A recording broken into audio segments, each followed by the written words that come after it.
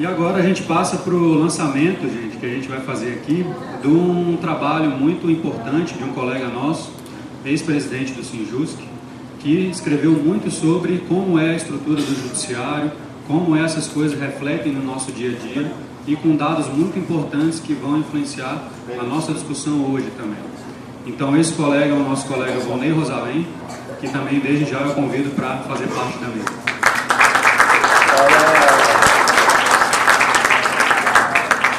Então nós vamos fazer essa aberturazinha inicial, 10 minutinhos somente, e logo depois já iniciamos com a palestra do seminário do professor Washington com relação às análises econômicas aí do plano de cargos. Obrigado, gente. Bom dia. Bom dia, pessoal. Bom dia! Opa, isso aí, bom dia. Pessoal, então, dando sequência à nossa conferência, né? Essa parte da manhã a gente vai ter uma palestra com o Dr. Washington, aspectos orçamentários e econômicos de um plano de cargos e salários. E à tarde, então, vamos definir realmente a conferência por temas, por grupos, né? Para chegar a um denominador comum em cada tema. E à tarde, então, a nossa assembleia fechando a conferência. E como digo, espero de coração que a gente saia mais unido do que estamos nesse momento, né? Então, agora dando a sequência, então, depois tem a apresentação do Dr. Washington, que eu espero muito assistir essa palestra. E eu quero passar a palavra, um beijo, um abraço coletivo a todos aqui. Obrigado.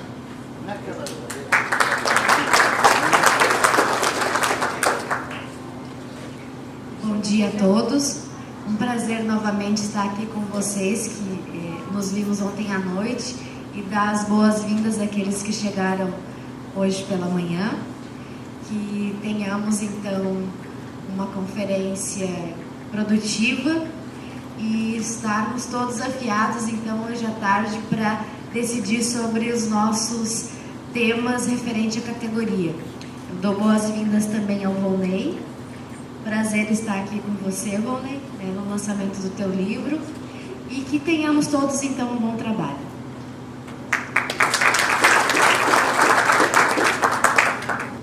Queridos colegas, servidores, servidoras do Judiciário, bom dia a todos, a todas. Eu quero primeiro agradecer imensamente a oportunidade que o Sinjusc me dá de, em breves palavras, apresentar para vocês este livro, Judiciário e Política, Fatos e Versões sobre a Crise do Judiciário Brasileiro, que é o resultado da minha pesquisa de mestrado em Direito Político e Econômico que eu fiz junto à Universidade Mackenzie, em São Paulo. Eu fico muito grato e também digo que sinto e faço desse um ato de respeito, sobretudo, pelo fato de que, ainda que não diretamente para essa formação, mas indiretamente o Sinjusc faz parte da minha vida e contribuiu decididamente para toda a minha formação de mundo. E eu, embora fora do movimento sindical, não me afastarei dos compromissos que firmei com o movimento sindical e pretendo fazê-lo até o fim. De modo que os meus trabalhos acadêmicos têm também a preocupação de servirem de alguma maneira aquela que eu considero ser a luta essencial na sociedade pela transformação, a luta da classe trabalhadora. Eu pedi para que eu pudesse falar não mais do que 10 minutos, porque vocês têm coisas muito práticas para resolver e muito importantes para resolver. E de modo que eu vou direto ao ponto. Nessa semana, coincidentemente, Cláudio, eu estive com o desembargador Rodrigo Colasso. Fui levar a ele um exemplar do livro, entre outras coisas, para dizer, na lealdade e honestidade das pessoas que pensam diferente, que eu estava entregando um livro de alguém que pensava diferente sobre os dilemas e problemas do Poder Judiciário. E eu acho que nós devemos, como trabalhadores que somos, criar a capacidade nas nossas organizações de dizer ao nosso empregador que não só nós pensamos diferente, mas mostrar que os nossos fundamentos e as nossas razões são tão importantes e tão convincentes quanto qualquer outro, inclusive quanto aqueles que vêm da Fundação Getúlio Vargas do Rio de Janeiro. E digo isso porque eu estou seguro que vocês estão muito bem resguardados. Eu reencontrei aqui o amigo Washington, que é hoje uma das maiores, se não a maior autoridade na reflexão econômica sobre o orçamento do judiciário no Brasil.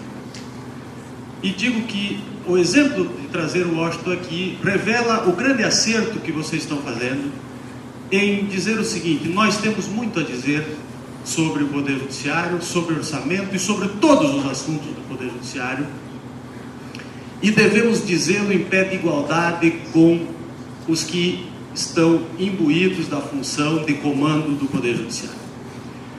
E eu volto à minha conversa então com o desembargador Rodrigo para dizer, olha, ele perguntou, você acha que nós estamos partindo de premissas equivocadas? E eu honestamente respondi, acho. Quais são as premissas da qual o judiciário e quem está gerindo o judiciário está partindo hoje no Brasil? Primeira delas, a sociedade litiga demais. Segunda, os juízes e desembargadores estão assoberbados de trabalho. Terceira, a política é a grande responsável, o Estado, os outros poderes do Estado, legislativo e executivo, são os grandes responsáveis pelo problema da litigância no Brasil. Perceberam que nas três premissas o judiciário não aparece em nenhuma delas. Tudo é problema dos outros, não é problema nosso. Há outras duas premissas que se acrescenta a essa, que estão no plano das respostas para os problemas do judiciário. A primeira delas é de que a tecnologia, o uso da tecnologia pode resolver tudo. Então nós já estamos testando o Watson e outros sistemas de inteligência artificial que vão fazer o quê? Vão dar sentenças. Ontem uma colega minha, que dá aula na mesma faculdade que eu dou aula, me contava de uma reunião ontem de 10 horas na OAB, em que a Softplan apresentou o novo sistema, né? Inclusive fazendo uma comparação fabulosa. O sistema resolve uma equação jurídica envolvendo um contrato em 26 segundos e 20 advogados, depois de 2 horas, resolveram o mesmo problema, só que com um nível de acerto muito inferior ao do computador. Perceberam onde é que isso pode nos levar? Nos leva, sobretudo, à crença num novo, Washington, Deus ex machina, que é a tecnologia da informação como a grande solução para os problemas do judiciário. Como se tudo dependesse de a gente saber gerir e saber usar a ferramenta tecnológica certa. Mesmo que isso fosse verdade, e eu acho que não é, eu colocaria, e é essa talvez a única utilidade que este livro pode ter para vocês, algumas questões. Eu acho que as premissas estão erradas. Por quê? Primeiro, porque eu acho e considero, e estou fazendo desse estudo um primeiro ensaio para uma conclusão de que os juízes não estão assoberbados de trabalho como afirmam estar. E por que eu digo isso?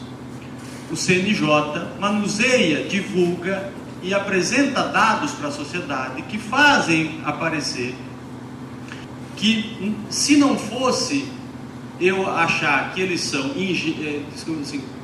que eles são mal intencionados, beira a ingenuidade.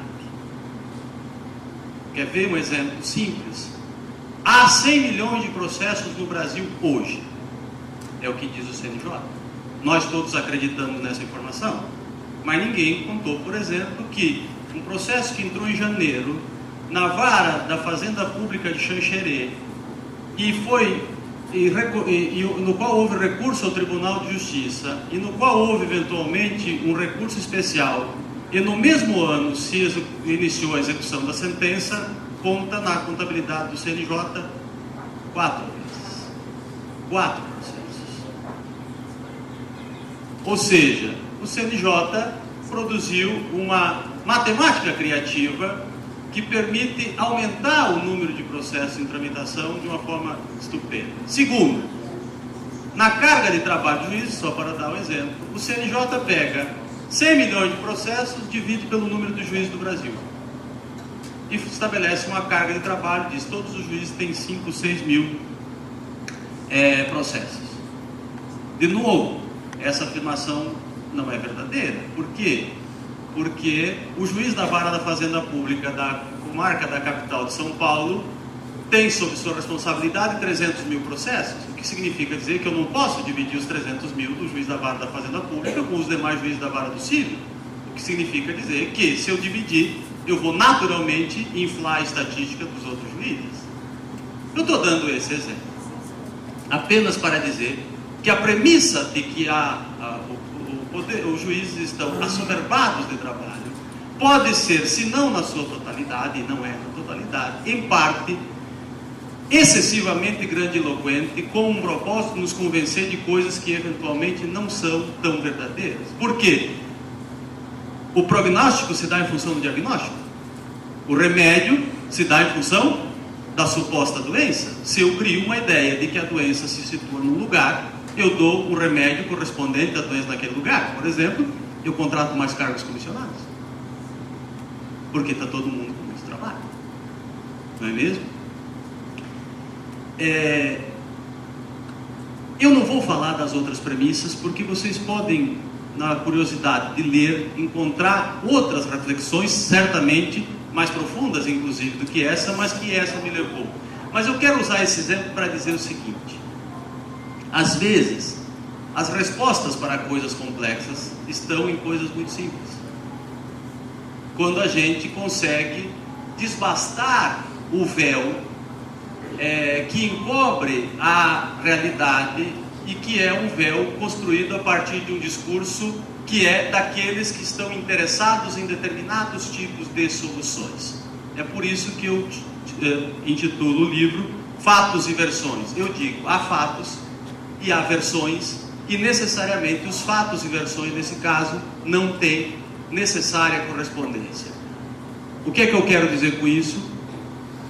Se nós queremos efetivamente enfrentar problemas de fundo do Poder Judiciário, os trabalhadores precisam, primeiro, não se apegar ao discurso do empregador como se o discurso do empregador fosse verdadeiro, porque o discurso do empregador tem seus próprios interesses, alguns mais nobres e outros bem pouco nobres. Segundo, formular a sua própria visão de mundo, formular a sua própria visão sobre os problemas do Poder Judiciário. Terceiro, construir um discurso capaz de unir a prática sindical com os interesses e as necessidades da sociedade. É só buscando a legitimação pública que as reivindicações dos trabalhadores, na minha opinião, vão avançar. E a pergunta é: o que é que vocês têm para dizer para as pessoas que estão lá fora? E eu digo isso, voltando para encerrar, ao desembargador Rodrigo Colasso, que quando convidado por nós, Cláudio, em 2009, para prefaciar o livro Os Operários do Direito, nos lançou na face um desafio naquele prefácio. Eu sempre volto àquele prefácio, porque eu sempre lembro do desafio que ele nos impôs naquele momento. Ele dizia assim: bom, resta saber se o sindicato vai ser capaz, e se a categoria vai ser capaz de mediar entre seus interesses específicos, corporativos, e os interesses de toda a sociedade que demanda pelos serviços do Poder Judiciário. Os juízes fizeram esse caminho para legitimar-se, mas fizeram da pior maneira possível, construindo inclusive discursos sobre uma realidade não necessariamente verdadeira. Vocês não têm, naturalmente, que fazer o mesmo percurso dos juízes. Ninguém precisa contar mentira e dizer que está comprometido com coisas que não está comprometido. Mas vocês precisam deixar claro com o que vocês estão comprometidos como trabalhadores em relação à sociedade que espera algo do Poder Judiciário. E a única forma de fazer isso é parar de apenas baixar a cabeça e trabalhar, e pensar o Poder Judiciário e pensar o trabalho que nós estamos fazendo diariamente. Sem isso, vai ser improvável que a gente consiga dar alguma resposta, e vai ser improvável que alguma reivindicação nossa avance, porque ela sempre vai esbarrar nas versões que o Judiciário e os administradores têm para nos contar sobre a realidade, e lamentavelmente no tempo presente as versões têm sido sempre mais importantes do que os fatos. Não é mesmo? É isso, pessoal. Eu espero que aqueles que queiram adquirir o livro, o sindicato disponibilizou ali atrás, tem ali atrás, quem quiser adquirir, fiquem à vontade, e fiquem à vontade para depois me dirigir, inclusive, às críticas que vocês acharem, mas eu ainda sonho que ele possa de alguma maneira ser útil a todos vocês para refletir o Poder Judiciário. Muito obrigado pela oportunidade, mais uma vez, e pela generosidade de me ouvir com todos vocês. Obrigado. Esse livro, em conjunto com esse aqui, ele traz um panorama muito importante para nós trabalharmos dentro do Judiciário. Porque aqui vocês vão encontrar, e eu tive o prazer de ler, esse fenômeno da multiplicação dos números do CNJ, que muitas vezes justificam por que a gente está trabalhando cada vez mais e, de certa maneira, aceitando isso, né? Então, por exemplo, esse fenômeno que o Bonego explicou da multiplicação por 4 dos números, esse fenômeno também que está aqui constante no livro, de que o número de processos ele não aumenta, né? Isso o CNJ diz para a gente, mas ele não aumenta. Se você tira o executivo fiscal, por exemplo, que é muito mais uma questão administrativa do que judiciária, né? Você vai perceber que o número de processos é estável. Então, todas essas questões e essas premissas que o CNJ coloca para nós estão, por exemplo, refletidas na resolução 219, né? Que o próprio professor Washington vai pincelar em certo momento, de iniciativas que são colocadas para nós no Judiciário, de que nós precisamos cada vez trabalhar mais, que não estamos dando conta, quando na verdade a gente já está dando conta em muito mais além do que o necessário. Então, o que eu deixo de reflexão aqui para vocês neste momento vamos nos questionar tudo que o CNJ nos diz, tudo que o Tribunal nos diz, tudo que a Academia Judicial nos diz. Quando nós nos questionamos sobre tudo isso, realmente a gente começa a pensar e evoluir e não ficar robotizado naquelas múltiplas telas, né, que a gente enxerga no nosso local de trabalho. Então, o convite é esse. O livro está disponível ali para quem quiser. A gente está disponibilizando através do sindicato fazer aquela autorização de desconto, né, para quem deseja. E aí já vai o desconto direto na folha. É uma leitura muito importante em conjunto com aquele livro de ontem também. Obrigado, professor, pela presença, e desde logo agradeço e vamos aos trabalhos.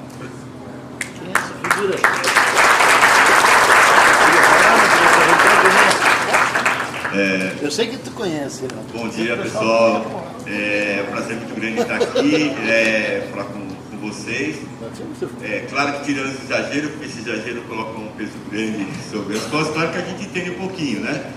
Mas, enfim, queria agradecer aí ao convite da direção aqui do Sijus, que eu tive a honra, há 15 anos atrás, de poder trabalhar junto durante um período muito curto, mas foi uma coisa assim, bom, quando a gente fala as coisas de coração e quando a gente é recebido de coração, são coisas que marcam muito a vida da gente. É uma coisa que eu guardo muito carinho pelo trabalho, pelo grupo de trabalho que elaborou, né, esse PCS, que acho que deve estar em vigor até hoje, né? Eu era economista do grupo de trabalho, no caso, pelo Sijus. E agradecer, claro, de vocês estarem aqui, tendo paciência de despejar um monte de números aí, espero que não seja muito maçante. Queria dizer assim, antes de começar, que até o Cláudio conversou agora há pouco, né, com o Ronei, eu tive uma certa preocupação, porque quando eu vou dar palestra lá no Judiciário Federal, eu conheço bastante a realidade, eu trabalho com ele há quase 30 anos, praticamente todos os planos de cargo e salário, do ponto de vista econômico, né, das tabelas, os cálculos de impacto orçamentário, lei de responsabilidade fiscal, eu, digamos assim, de uma forma ou de outra, estava ali liderando, vamos dizer, essa parte econômica dos planos de cargo e salário do Judiciário Federal, e aqui eu perdi um pouco o contato, né, porque foi em 2003, o ano passado me chamaram para almoçar, quando eu vi, eu estava dentro do tribunal, estava lá no Sijus, que era uma coisa de meia hora, ficou o dia inteiro, entendeu? Depois o pessoal conta essa história para você. Então eu estou um pouquinho por fora, assim, nesse sentido de não estar tão dentro da realidade de vocês. Então eu fiquei preocupado em como fazer essa palestra. E aí eu resolvi optar pelo seguinte, estou até compartilhando com vocês as minhas questões antes de entrar no tema propriamente dito. Olha, eu vou falar o que eu acho importante em relação ao Judiciário Federal, né? A questão orçamentárias, a questão das tabelas, como é que a gente tem feito, etc. E o pessoal avalia, porque embora, por exemplo, eu quero falar um pouquinho aqui do orçamento da União, mas eu quero falar disso porque eu acho que ao falar do orçamento da União, também eu dou uma luz para vocês da questão do orçamento do Estado, né? Porque como o Volney acabou de nos explicar, quer dizer, uma coisa é o que eles dizem, outra coisa são a realidade dos fatos, tá? Então eu optei por esse caminho, espero que de alguma forma isso seja produtivo. Eu estou pensando em falar uma meia hora, 40 minutos, peço que me avise com 10 minutos para eu falar dessa parte do orçamento da União, os outros 20 minutos ou 30 falar sobre o PCS no Judiciário Federal. Podemos fazer assim? Beleza. Eu não quero que vocês decorem números, eu só quero dar a grandeza da coisa.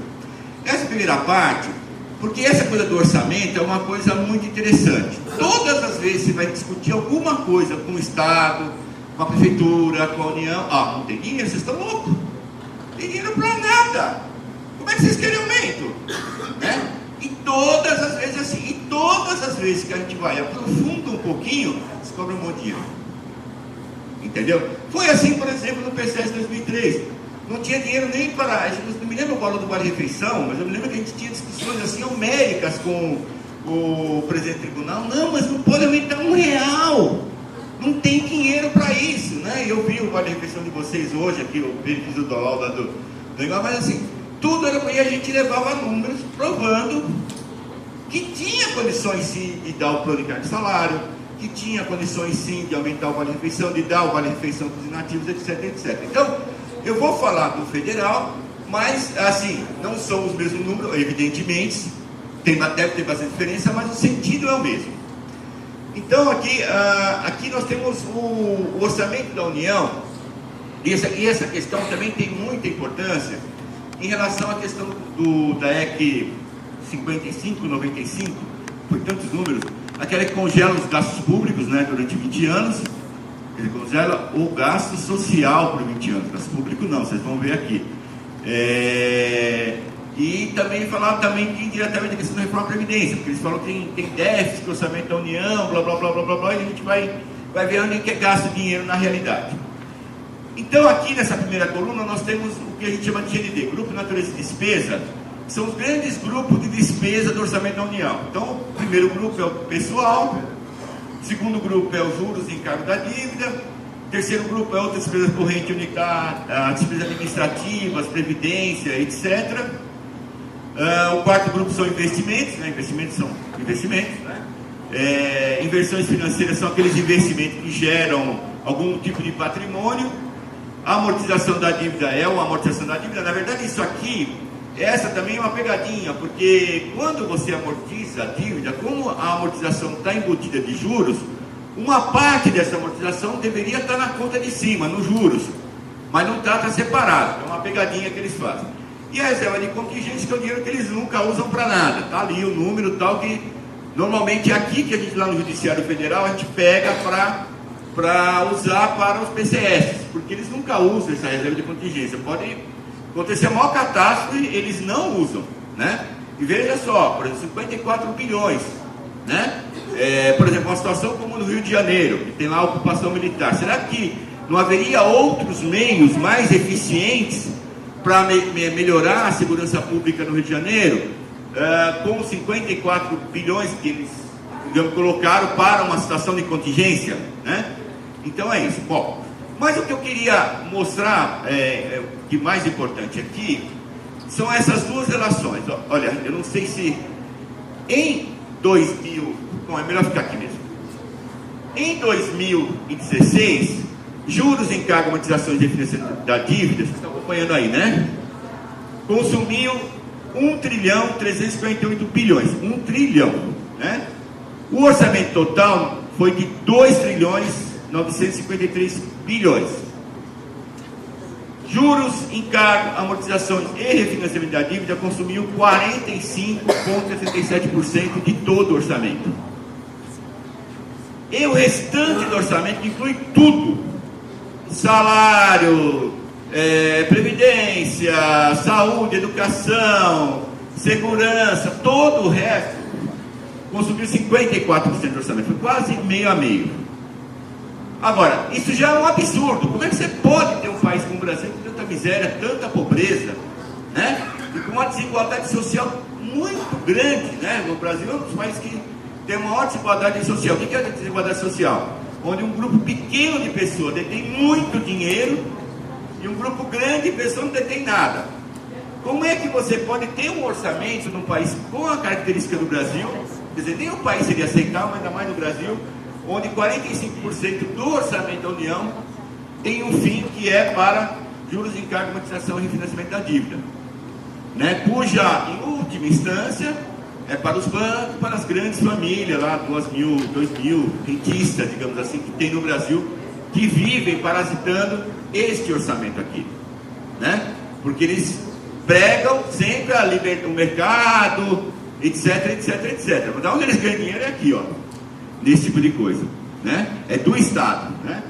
E 54% do orçamento para o resto, não é? Bom, isso foi em 2016. Em 2017 já houve uma mudança, porque os juros, encargo, amortização e refinanciamento da dívida passou de 45% para 50%. Foi o primeiro orçamento depois do impeachment. Deu um salto considerável, de tal maneira que o restante do orçamento passou para menos da metade. Pouca coisa menos da metade, mas já não é nem mais a metade. Um pouquinho menos, mas é menos. A maior parte do orçamento, sem exagero, nos fatos, né? Não nas versões, está indo para a dívida, que é o nosso imposto de renda, é a previdência que a gente paga, os impostos estão embutidos quando a gente compra um carro, arroz, feijão, etc, certo? Bom, e para 2018, eu estou pegando aqui os dados do Peloa, porque é o seguinte, para fazer isso aqui dá um trabalho danado, tá? Não é que eu queira... e a LOA tem uma pequena alteração nos valores, é 30 bilhões a menos que foi aprovado na LOA, em vez de 3.536, é 3.504, 3.509. Só que para mim alterar esse número, teria tanto trabalho que eu falei, vou deixar assim mesmo, porque não é significativo, e eu ia perder umas 2 semanas, 3 semanas para poder fazer essa alteração. Então, em 2 anos, ó, de 2016 para 2018, aumentou 500 bilhões o valor pago com a dívida, de 1.849, de 1.348 para 1.849. 500 bilhões é quase um ano de previdência. Vocês estão entendendo aonde eu quero chegar? O aumento que teve no orçamento, com juros, encargos, refinanciamento da dívida, em 2 anos, é praticamente um ano inteiro de orçamento da Previdência Social, é 670, 690 mais ou menos. Vocês estão entendendo a dimensão que é isso? Aumentou 37% em 2 anos. 37%. Agora, se isso aqui já é um absurdo, aumentar 37%, imagina aqui, o orçamento, o restante, todo o resto, saúde, educação, salário, blá, blá, blá, blá, passou de 1.604 para 1.685, aumentou 81 bilhões apenas, 5%. E aí, só para dar um fechamento, depois eu vou mostrar outra planilha, para a gente ter uma dimensão melhor do que significa. Mas é o seguinte, aumentou 5% toda a parte social do orçamento, contra 37% da parte chamada financeira, a parte que vai para os bancos, para os grandes aplicadores ou investidores, né? Para o mercado, né? Como a gente ouve no jornal. O mercado quer isso. O mercado demanda isso. São os bandidos, parasitas, que se auto-intitulam mercado, que o mercado não é nada disso, né? Que querem roubar o orçamento. Aí é mais um roubo legalizado, certo? Para o seu próprio bem. Agora, o mais interessante disso aqui, que aí vamos voltar à questão da discussão do congelamento de gastos. Porque o governo fala, nós temos que congelar o orçamento. O orçamento não congelou. Passou de 2.900 para 3.500. Aumentou 19%. A PNPCA, que é o cálculo do congelamento, São os valores acrescentados do IPCA. Dava 10,41, o orçamento aumentou 19%. E não congelou o orçamento. Mas, Washington, como é que pode isso? O governo falou que ia congelar o orçamento, que era só o orçamento mais a inflação e aumentou 19%, quando é 10,41 o máximo que poderia aumentar nesses 2 anos? Sim, porque aí a pegadinha, ele não estava falando de congelamento do orçamento. Ele estava falando de congelamento de gastos sociais, não da parte da dívida. Vocês estão me entendendo? A parte da dívida está livre para ser aumentada. Não tem nenhuma restrição. Nenhuma restrição. Tá? Agora, a parte dos gastos sociais, ele tem aí o limite. Agora, veja que interessante. Interessante de ruim, né? Vamos dizer assim. Nem o limite eles cumprem, porque o limite é 10,41, é 5,11 que eles aumentaram em 2 anos. Estão entendendo? Então, por exemplo, quando o governo chegar para a gente e falar assim, mas a gente estourou o limite. Não estourou nada, vocês aumentaram só 5,11 na parte social. Vocês têm dinheiro para aumentar o salário dos servidores, vocês têm dinheiro para melhorar a saúde, vocês têm dinheiro para... Mesmo considerando o absurdo que é essa EC de congelamento dos gastos sociais por 20 anos. Isso aqui eu estou falando no âmbito federal, mas certamente, se vocês fizerem uma análise assim, um pouco mais profunda do orçamento estadual, também vocês vão encontrar essas brechas, esse tipo de situações. Vamos passar para outra tabela. Era esse sentido que eu queria mostrar, mas já aproveitar e discutir um aspecto geral, né, do orçamento.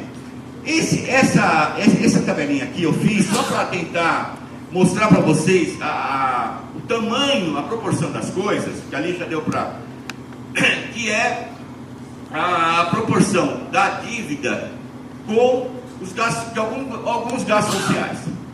Então, como vocês viram lá, em 2016, 1 trilhão 348 bilhões com a dívida, né?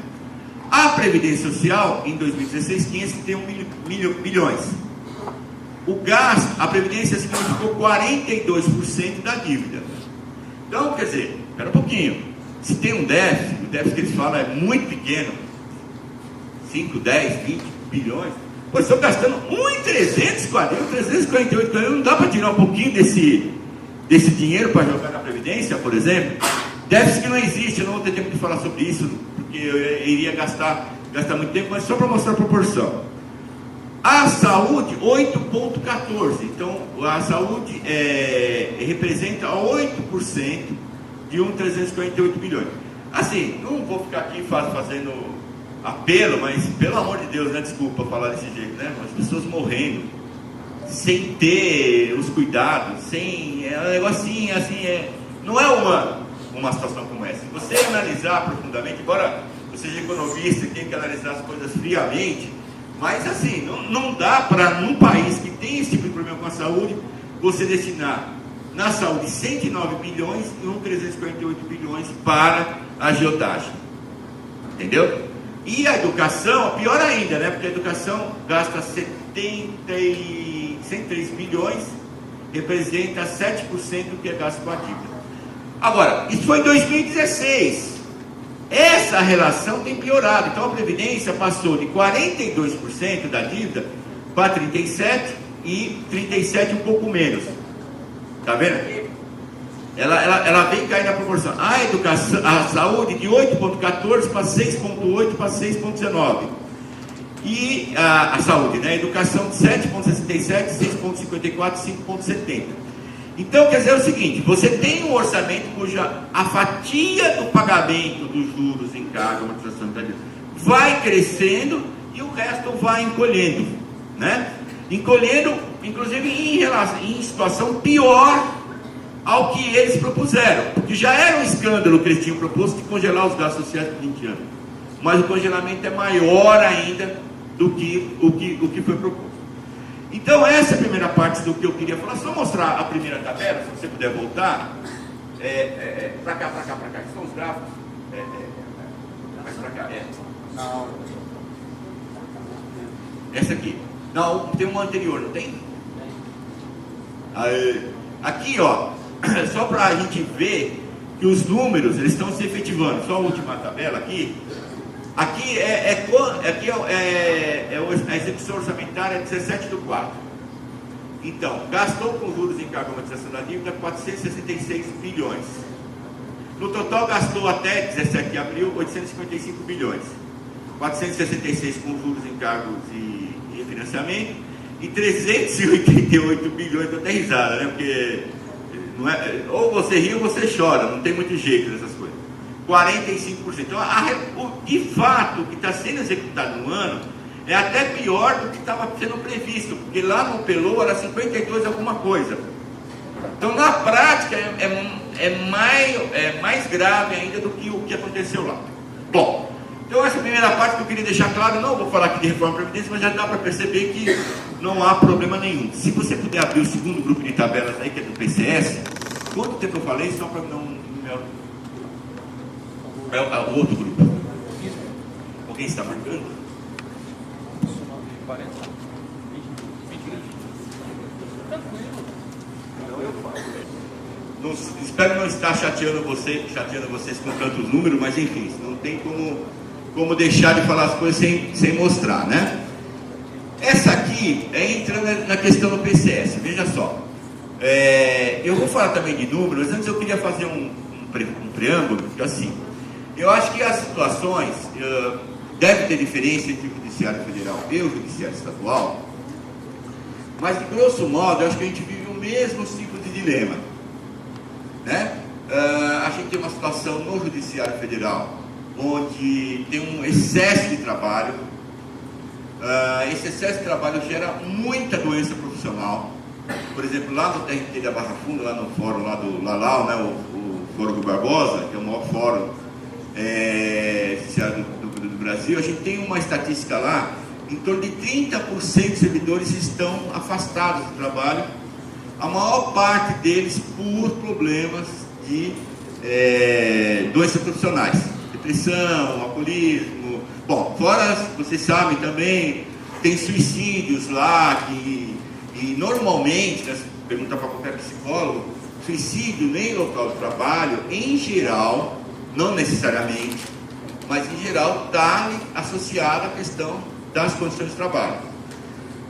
A gente tem um problema do que a gente chama de assédio moral, que eu acho que vocês têm aqui, que é muito forte no Judiciário Federal.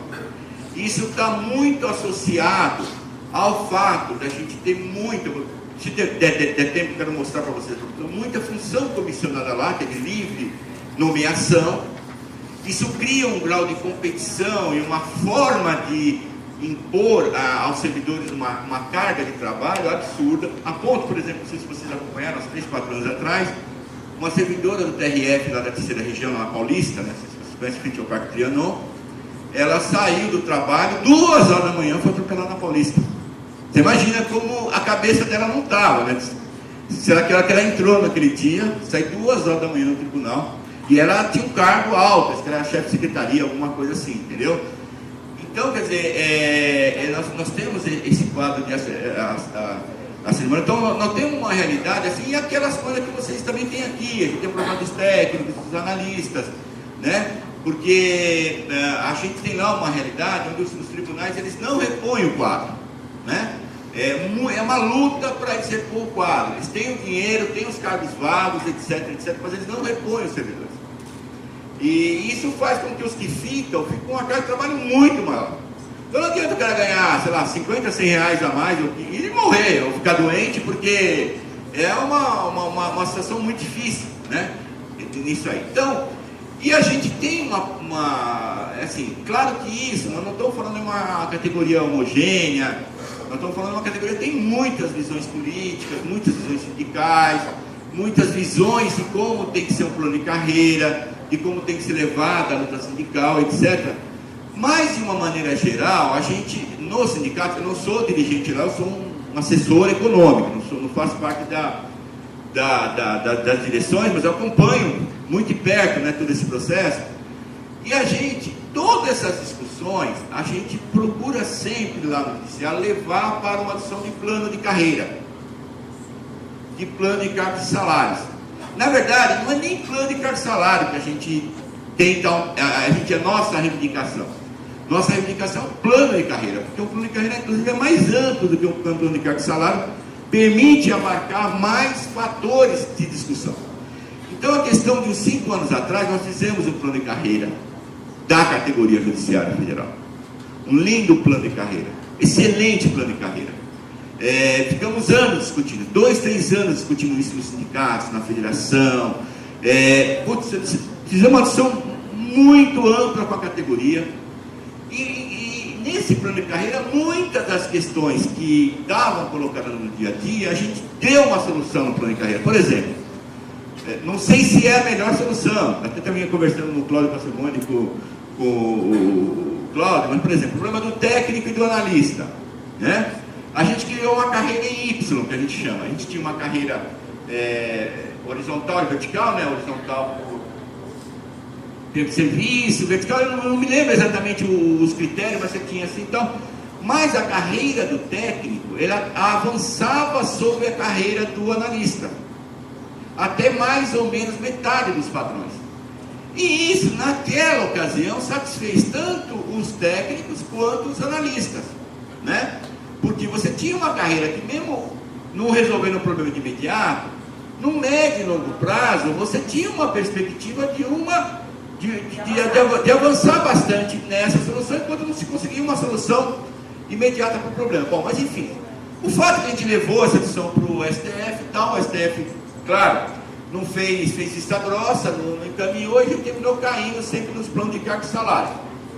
Mas de toda forma, que, assim, lembrando aqui da camiseta, do símbolo dessa conferência de vocês, a gente sempre procura levar todos os problemas que tem na categoria para dentro do PCS. Porque a lógica é muito simples. Se a gente compartimenta as reivindicações, se um setor leva a sua reivindicação, o outro leva a outra, o outro leva a outra, o outro leva a outra, nós nos enfraquecemos. Entendeu?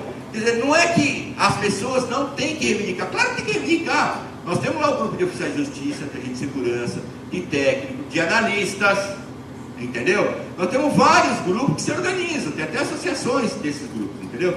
Mas a gente procura dar um sentido para isso, de unificar todas essas reivindicações no plano de cargo e salário.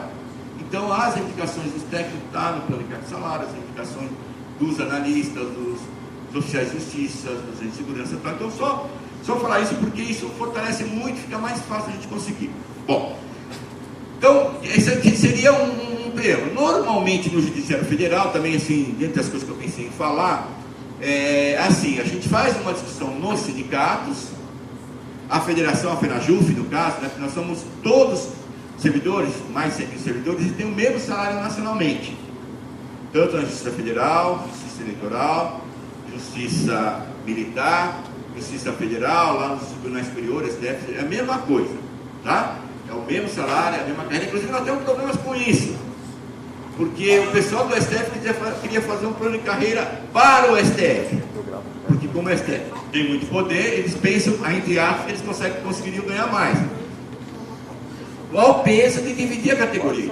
Tudo isso a gente tem conseguido contornar. Eu estou falando essas coisas, para vocês terem uma ideia, que os problemas não são pequenos, entendeu? Eles são muito grandes.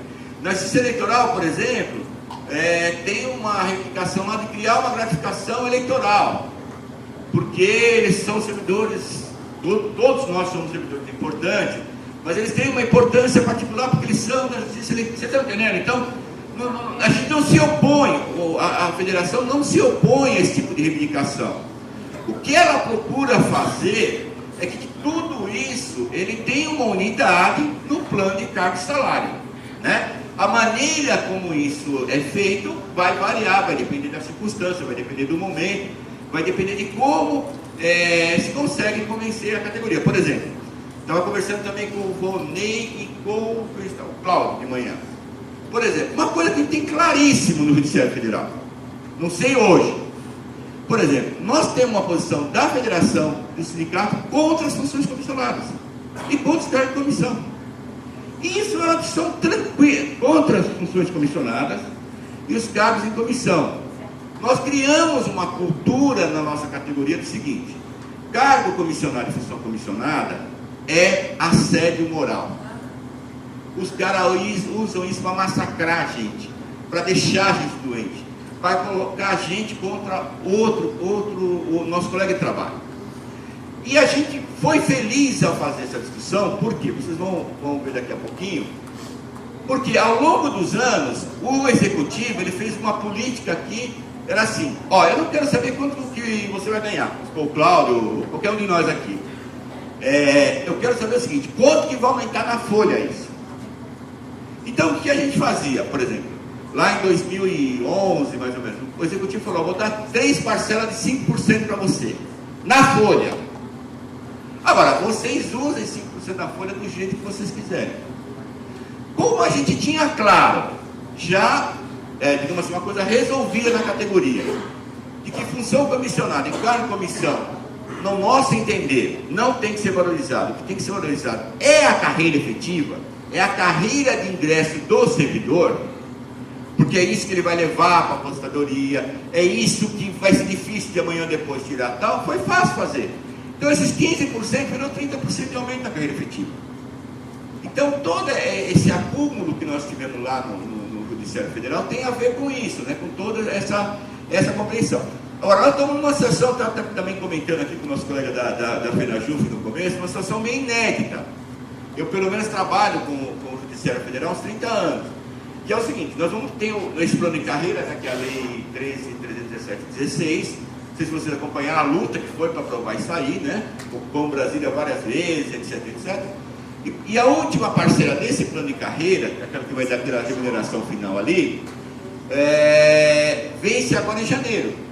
E pela primeira vez na história, nós não temos um plano de carreira, um plano de carga de salário alternativo, para quando terminar esse, começar um outro. E mais grave, nem os sindicatos discutiram isso, né? Então nós estamos numa situação meio inédita, não sei como é que vai ser a solução, mas em geral a regra é a seguinte: anos antes de vencer o plano de carreira, a gente começa a discussão entre os sindicatos, a federação toma iniciativa, né? Porque nós somos, como os salariados são nacionalmente, convoca os sindicatos iniciam a adicionar base, todo mundo faz as suas propostas, leva para a federação cria um grupo de trabalho, organiza as discussões, leva para todos os sindicatos fazem a assembleia, e todos os pontos polêmicos são debatidos e aprovados em assembleia. E a partir do momento que foi decidido que vai ser X e não Y, a luta da categoria passa a ser por X. Entendeu? Então tudo é discutido para mim, todo mundo tem direito de propor tudo. Isso aí tal, e tudo isso é organizado, tal, e todos e tem polêmica, gente. Não pense que é brincadeira não. O pessoal vai para a assembleia, não tem briga, claro, né? Mas assim, os pontos de vista das pessoas são debatidos fortemente. A gente não está falando de uma coisa para inglês ver, não, estou falando de uma coisa profunda. A partir do momento que a gente tem a proposta, a gente vai para o STF e exige do STF a formação do grupo de trabalho. Tudo isso é um processo árduo. Não é tomando cafezinho lá com o presidente lá do STF, não, ou com a Carmen Lúcia. Tudo isso é um processo de luta. Então a gente vai naquela luta, tal, vamos ver a categoria, tal, obriga o STF a criar um grupo de trabalho. Desse grupo de trabalho sai uma proposta. Normalmente essa proposta também é um outro problema, porque o grupo de trabalho, ele termina tirando propostas razoáveis de plano de carga de salário. E aí, para o Poder Judiciário fazer um projeto de lei, que não é automático, aí é outra luta, entendeu? Aí o Poder Judiciário faz o projeto de lei e manda para o Congresso. Aí o Congresso não quer votar. Aí é outra luta para fazer o Congresso votar. Tal. Então a gente já está acostumado com esse processo. É muita luta, como vocês estão vendo. Mas é um processo que a gente, ao fim e ao cabo, a gente conseguiu, digamos assim, melhorar bastante. Vamos dizer assim, tem uma melhoria salarial. Eu vou já chegar nessa tabela, mas a última coisa que eu queria falar para ele.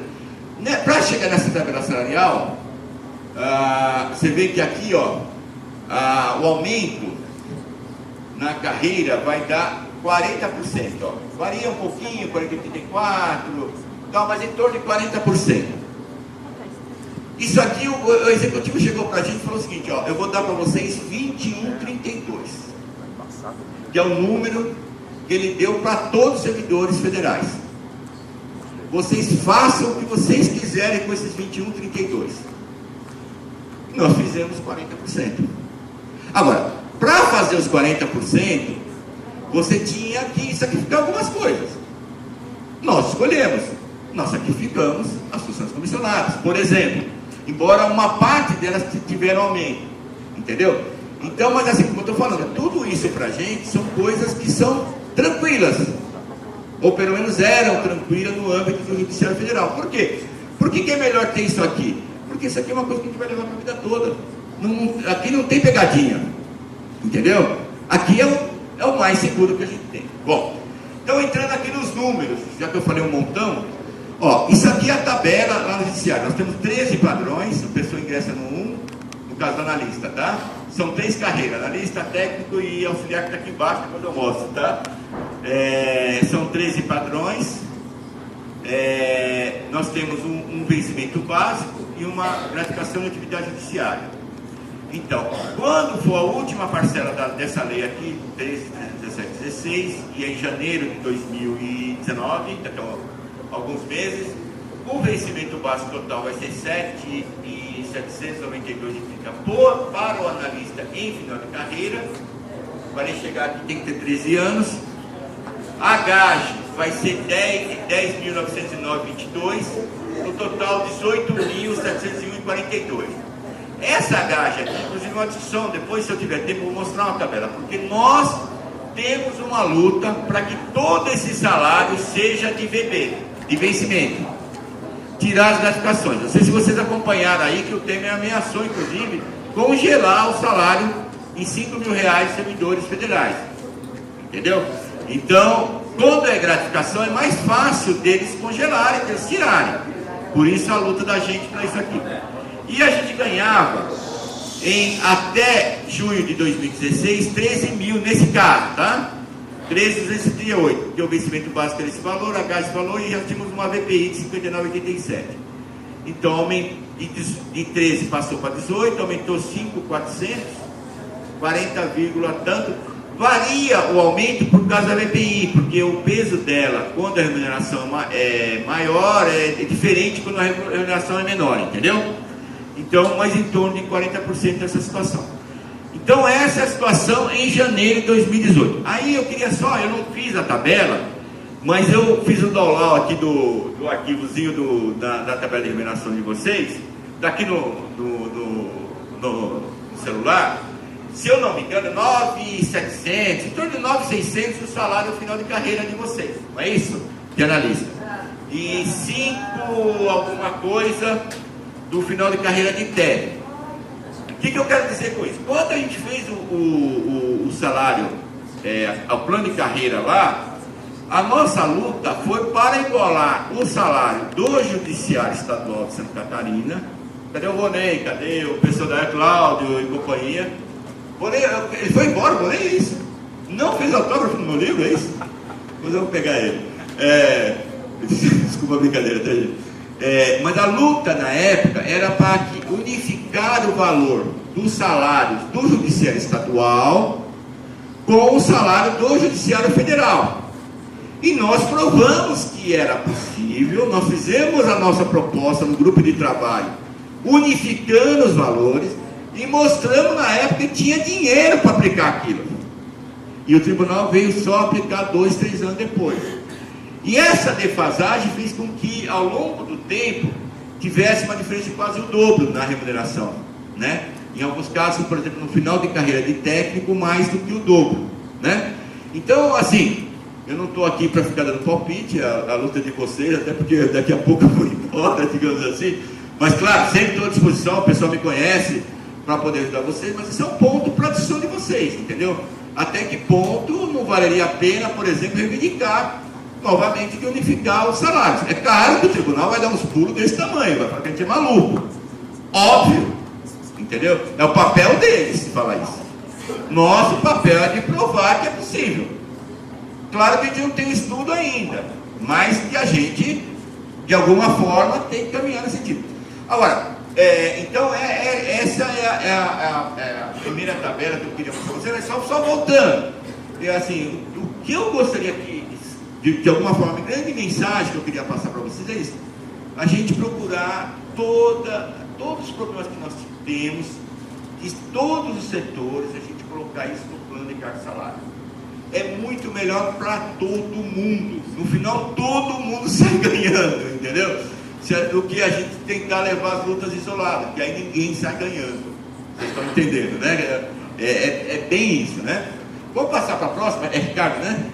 Essa aqui é a situação hoje, a quinta e a sexta. Então o plano foi parcelado em 8 vezes, né? A parcela que nós estamos está em vigor.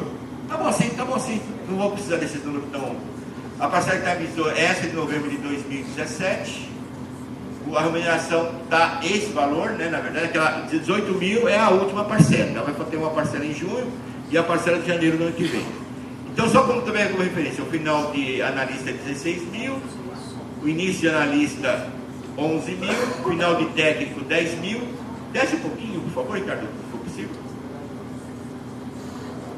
E o final de técnico é o padrão 6.708.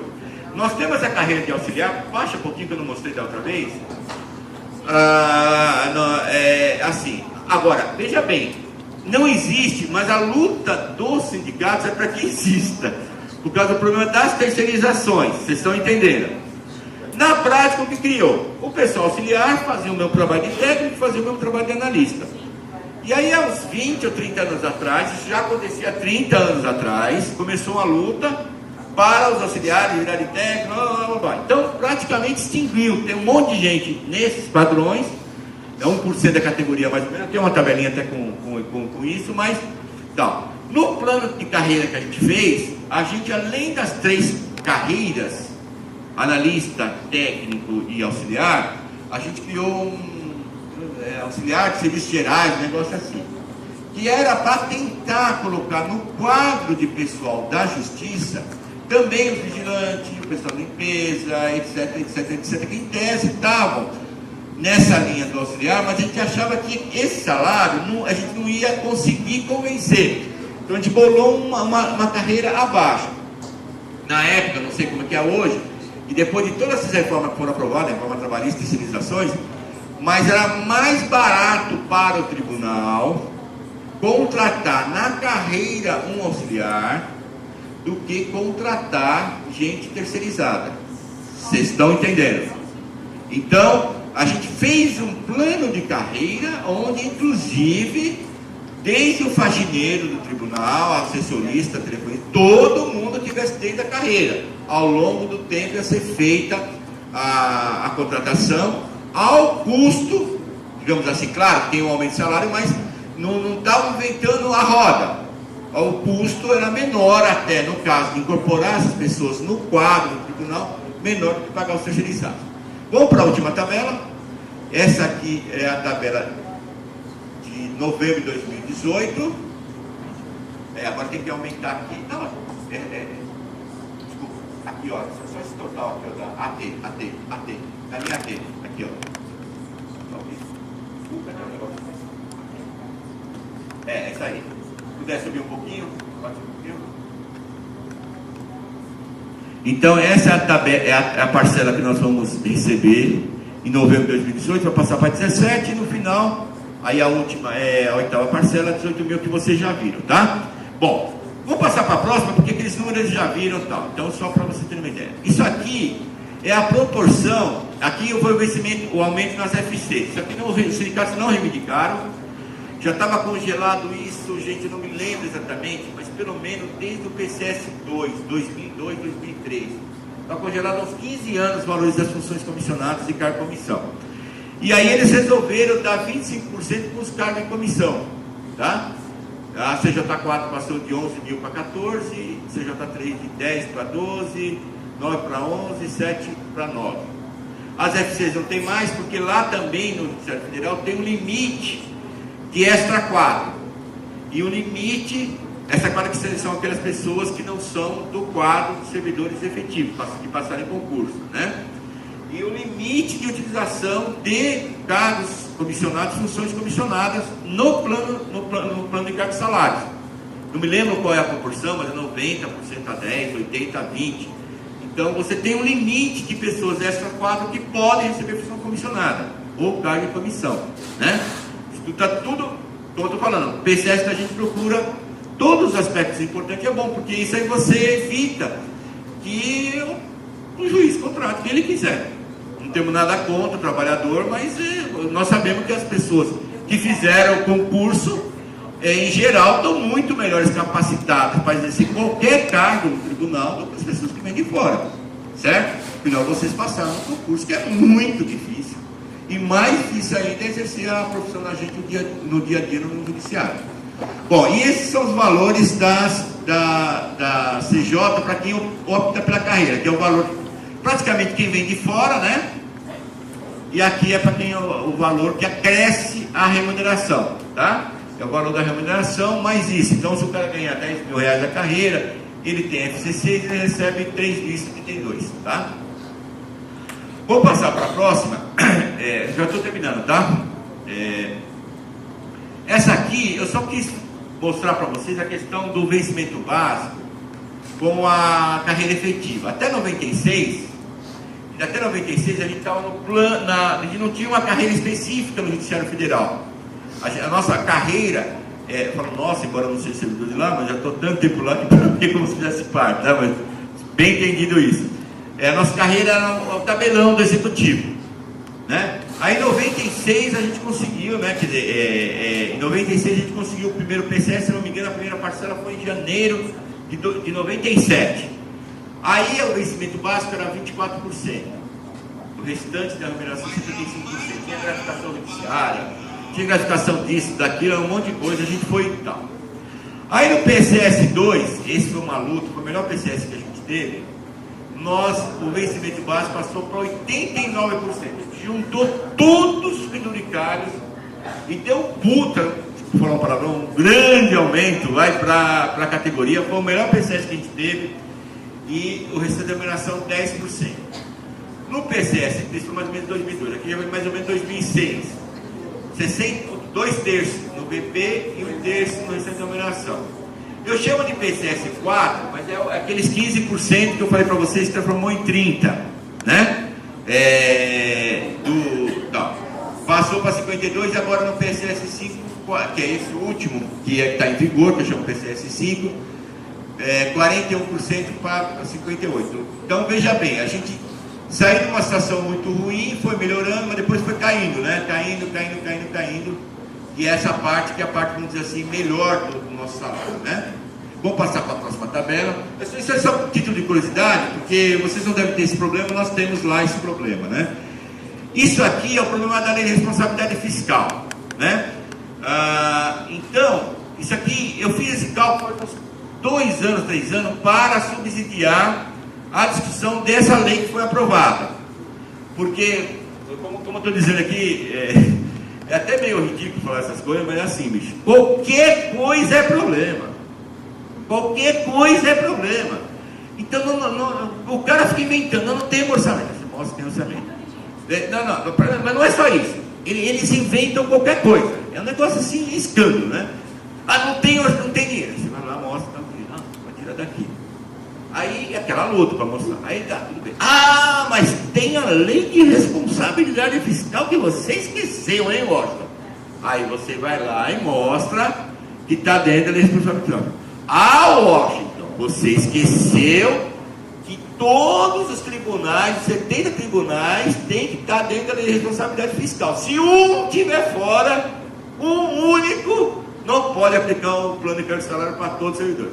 Aí você tem que fazer a conta de todos os tribunais para aprovar tal. Não, mas vocês estão entendendo. Então, essas dificuldades que vocês vão ter não são dificuldades só de vocês, é isso em geral. E vocês têm que estar preparados para isso.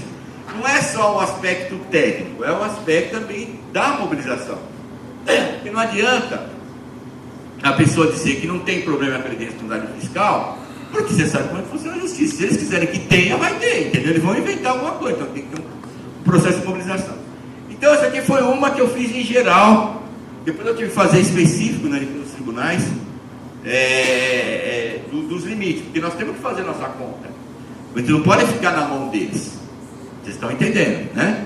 Então aqui é o seguinte, é uma estimativa de como ficaria a lei de responsabilidade fiscal. Então, por exemplo, em 2018, nós temos 31715. Isso aqui é uma estimativa, não é a realidade, porque esse cálculo é chato pra caramba fazer. Para atualizar isso aí, nossa senhora, o cabelo até arrepia. Aliás, desculpa, vou fazer um desabafo. Às vezes eu fico pensando, puta, eu vou ser maluco, né? Porque fazer todas essas contas assim não é mole não, viu? Mas enfim, é que eu sou baiano, sou bem criativo, então eu dou um jeito, né? Não, um jeito não no sentido de marretar, mas no sentido de tornar o negócio mais, sei lá, mais carnaval, entendeu? No bom sentido, né? Se você olhar assim de uma maneira muito séria, eu vou fazer que nem o pessoal, vou jogar na janela, né? Mas enfim, no final eu consigo.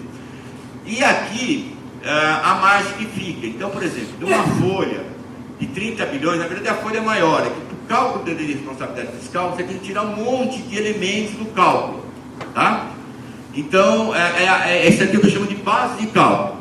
Então, tem uma margem de 21 bilhões ainda, que dá para aumentar ainda 70%, para atingir o limite da lei de responsabilidade fiscal. Vocês estão gastando metade, vocês estão querendo ter problema com isso. Aí coloca o tribunal, porque o tribunal lá da Conchinchina vai ter problema também. Eu dou risada, dificilmente vai ter o problema. Mas são as cascas de banana que eles colocam no caminho, né? Vou passar para outra tabela. Eu não sei como é que está de vocês, mas nós temos uma realidade lá toda a União, que o limite da lei de responsabilidade é uma ficção, entendeu? Eles não usam o limite, né? Não serve para nada. Aquilo lá não sei se é um argumento para não dar aumento, porque a margem em todos os poderes é muito grande no geral. Eu tenho uma tabela sobre isso, mas não vou mostrar agora. Isso aqui é para mostrar para vocês como é que eles dão os aumentos lá para a gente. Então aqui é o seguinte, ó, o PLC era o plano de carreira. Então até 2018 o impacto sobre a folha do plano de carreira seria 35%, tá? Que foi aquele plano de carreira que eu falei para vocês. Nós criamos 4 carreiras, colocamos uma carreira Y para os técnicos subirem, avançarem sobre a carreira do analista. A gente resolveu, foi uma batalha com a categoria, uma batalha de discussão. E a proposta que foi feita... Opa, volta lá na outra, por favor. Onde está? Ou é mais para cima? É a anterior, mais para cima, sobe, por favor. Aê. Então, aqui no PLC dava 35%. Aí eles ofereceram para a gente 5,5 mais 5, no total dava 21,32, entendeu? Aqui então eu fiz uma comparação entre as propostas, tá? Então, nós vimos ter esse impacto na folha. Aí eu fiz a inflação, blá blá blá, só para a gente ter uma ideia. Então o PLC era 35, era 16, a inflação desde janeiro de 2015, 27%, a inflação desde junho, que a gente considera nossa base de junho, que foi quando foi aprovado o último plano de carreira, agora tem a parcelas. Tá. Vamos só para essa última aqui, que fica melhor para visualizar isso aqui, na resumo geral. Aqui, ó, pode deixar assim mesmo. Aqui, ó, nós consideramos sempre como base nossa junho de 2006. Então, toda a discussão que a gente vai lá no STF, a gente fala junho de 2006. Por quê? Porque foi quando foi aprovado o último plano de carreira, plano de cargo salário de verdade. Ele foi parcelado, depois teve os 15%, blá blá blá, mas a gente faz a conta lá, toma com base isso aí. E assim, querendo ou não querendo, eles terminam aceitando isso aqui. Então, de lá para cá, nós tivemos até dezembro 28% de aumento. Então essa coisa do governo dar para a gente um valor sobre a folha de pagamento facilita o cálculo, entendeu? Porque a gente pega a folha de pagamento, quanto você deu de aumento lá atrás? Temos 15. Quanto você deu agora? 21,32. Então tudo isso facilita para fazer a conta. 28%. A inflação de junho de 2018 até dezembro de 2017, 94%. Então seria necessário 51% para recompor a folha. Só que aqui tem uma pegadinha. Por que tem uma pegadinha? Porque é 51% na folha. Se você for recompor toda a remuneração, assim, linearmente, vai ser diferente. Porque a carreira efetiva teve muito mais aumento que as FCs. Vocês estão entendendo? Então, se você for recompor a FC ou a CJ com a inflação, ela vai ter um aumento maior do que a carreira efetiva. Agora, claro que isso a gente vai fazer uma adição, a categoria não vai aceitar. Ela vai querer que qualquer aumento que venha seja aplicado na carreira efetiva. Essa aqui é a última tabela. Queria mostrar uma última coisa. Aí, considerando os outros aumentos, a inflação que vem pela frente, quando chegar em fevereiro, que é a nossa última parcela em janeiro, nós vamos precisar de 43% para repor as perdas desde junho de 2016, e a gente já está reivindicando isso. Nós já fizemos um ofício com o STF, estamos começando essa discussão agora. A última tabela que eu quero mostrar, Carlos Fábio, isso aqui eu só quero mostrar para vocês, porque essa coisa das funções comissionadas, que a comissão pode gerar discussão, eu fiz isso aqui com base em 2011, isso deve ter alguma alteração pequena, mas só para vocês terem uma ideia, o total de FC e CJ é 69,53. O que eu quero dizer com isso? Entre o total de servidores, que hoje um pouquinho para cima, que por favor, nós temos, na época, nós tínhamos 91 mil servidores, 34 mil analistas, 56 mil técnicos, 1.142 auxiliares, 91 mil. E nós temos, entre funções comissionadas, FCs e CJ, que a gente chama de cargo de comissão, 63 mil. Então, é o seguinte, porque alguém disse assim, mas se a gente fizer essa discussão tal aqui, vai ser um problema. Lá também é um problema, entendeu? Mas nós conseguimos convencer a categoria de boa, pelo menos naquele momento. Então, nós temos uma proporção de cada 10 servidores, 7 que recebem função comissionada. Ou a cada 10 servidores, na época, hoje essa proporção é um pouco menor. Cada 10 servidores, 7 têm ou função comissionada ou cargo de comissão. Ok? Então é assim, 69, ou seja, quase 70% dos servidores tinham FC1, FC2, FC3, 4, 5, 6, CJ1, 2, 3, 4. Tá? E mesmo com essa proporção muito grande, nós conseguimos fazer, nós fizemos uma discussão na boa com as pessoas. Tranquilo assim. Eu não me lembro de ter tido muita discussão, ao contrário. Quando a gente vinha com a discussão de aumento na CJ, aí o pessoal ficava revoltado, entendeu? Então, é isso. A última tabela, já que vocês estão aí, só para... isso aqui eu fiz uma coisa, não sei se vocês têm algum estudo aqui, mas com base no CNJ, isso aqui é antigo.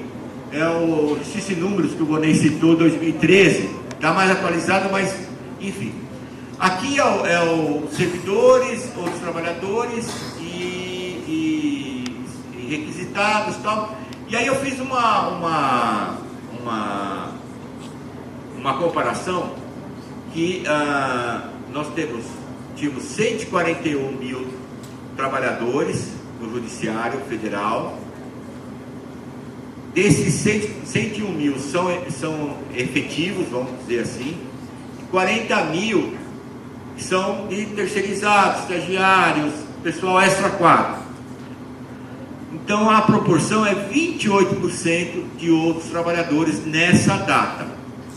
Então aqui é para efeito de terceirização. Não sei como é que está o estudo, se vocês têm algum estudo no âmbito do outro 40% maior, né? Então, só para a gente ter uma ideia, esse número deve ter aumentado um pouquinho, porque como eles não estão mais efetivando servidores e tal. Bom, gente, eu acabei por aqui, eu não sei se foi muito longa a apresentação, mas de toda forma agradeço muito vocês terem prestado atenção, que eu vi que vocês ficaram atentos, fico muito feliz com isso.